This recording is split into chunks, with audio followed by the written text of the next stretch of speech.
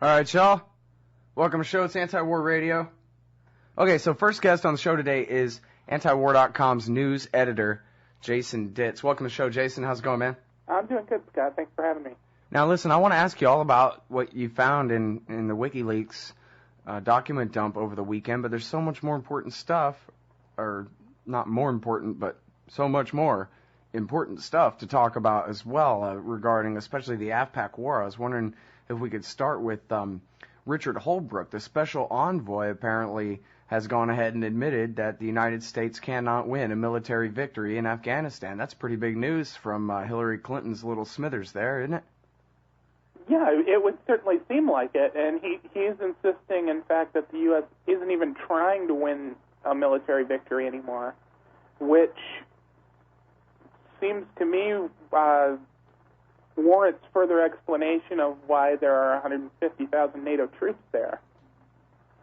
Yeah, what exactly are they doing? Because didn't they announce last week that they've suspended all reconstruction there until you agree to hire Halliburton to do it, I guess, or something like that? A lot of the construction has slowed down or been canceled because of the contractor ban. Although President Karzai says he's going to look at those on a case-by-case basis, and it sounds like he's going to back down on a lot of those bans anyway. Here's the other thing, too, regarding... Well, I'm kind of confused about that, actually. I mean, they have to have one excuse for war or another in order to keep it going, don't they? If it's not a military victory we're after and all the reconstruction is banned for the time being, it's not a State Department war, it's not a Pentagon war, whose war is it? Just the JSOC? Well, it seems to me that what he's arguing is that the war is basically going on right now just to get better terms out of the Taliban for some sort of peace negotiation. But at the same time, he insisted in the same interview that the talks that are going on right now don't really rise to the level of peace talks to begin with. Yeah, I mean, there was a lot of hype about these peace talks with the Taliban, but as Gareth was pointing out on the show last week, the Saudis and the Pakistanis have been talking with the Taliban all along. Really, I think Gareth was saying it's the Haqqani network that we're really talking about, not Mullah Omar and them.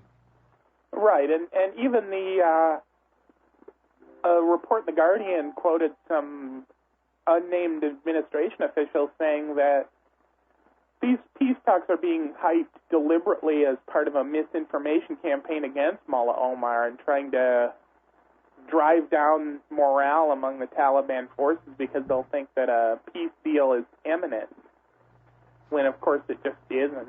Right, which just goes to show you their mindset, that they figure the best way that they can weaken Mullah Omar is make it look like he's willing to deal with us. I mean, what does that say about their recognition of what at least the Pashtun population of Afghanistan think of this occupation, that would hurt him? And then second of all, doesn't that just make him look strong?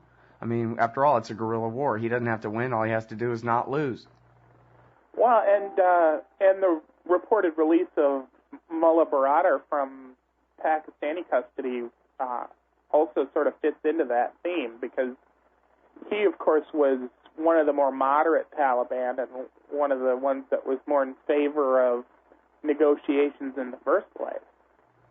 All right, now, in the country next door, it's really a big fake Durand line left over from the days of the British Empire, but over there in Pakistan, this is your top headline right now at news.antiwar.com, Jason, reports U.S. military aid to Pakistan conditional on North Waziristan invasion. Pakistan foreign minister insists government will set its own timeline on offensive. How long have they really been pushing for this reinvasion of Waziristan, and how hard are they pushing, do you think? They've been pushing for North Waziristan offensives for years.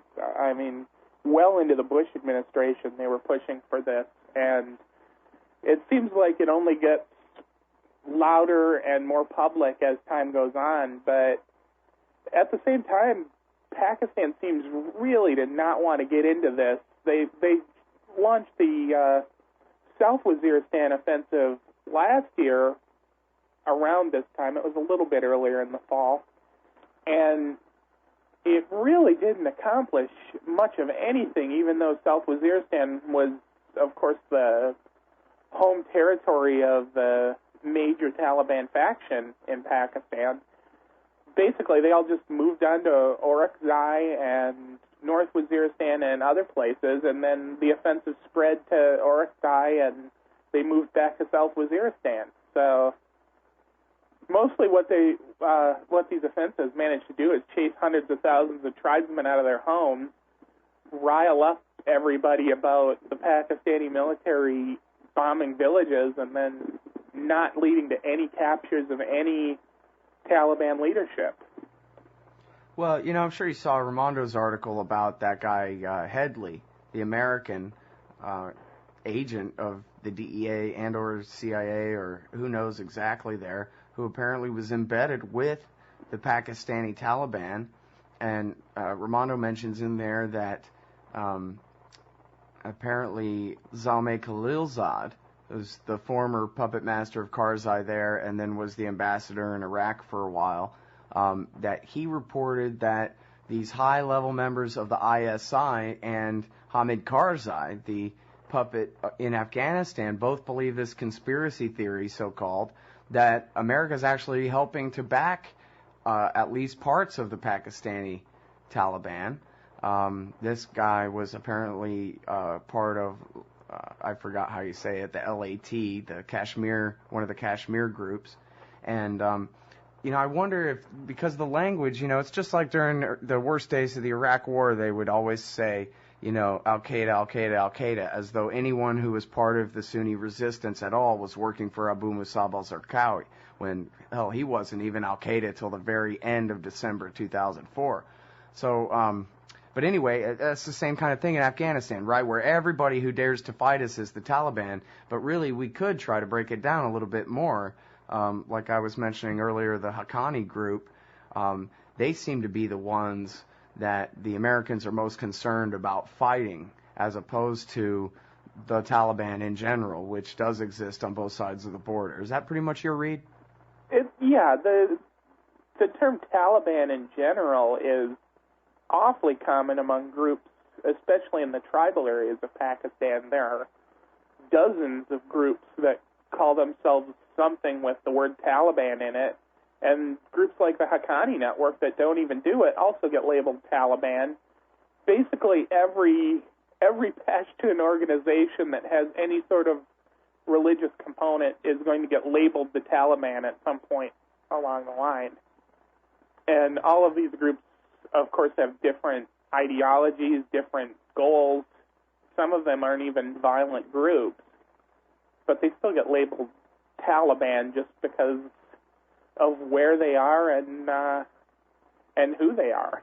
Mm. Well, and as you mentioned before, every time that America insists that the Pakistani government, the Pakistani military, invade Waziristan or these northwestern territories, it never really accomplishes, for example, the destruction of the Haqqani clan or anything. All it ever does is help recruit more people to their cause. So I wonder whether this is really just deliberate to have a long war, or whether America's foreign policy is actually run by a bunch of nincompoops who still have no idea who they're fighting for. Well, I don't think it's deliberate. I think it's more an act of desperation that violence keeps getting worse. Over the weekend, we just passed the 600 mark for NATO troops killed in Afghanistan this year, and that's, of course, the worst since the war started. Early on, it was a few dozen people would get killed a year. Now it's gone from a few hundred to several hundred, and it seems to get worse and worse and worse as time goes on, and I think they're just, hoping some random offensive somewhere along the line is going to turn the corner. We just saw the occupation of a village in Kandahar. The name of it escapes me right now, but it's the 6th time NATO troops have occupied that village. Are you talking about Marta or something else? No, this is the one that was Mullah Omar's home village originally.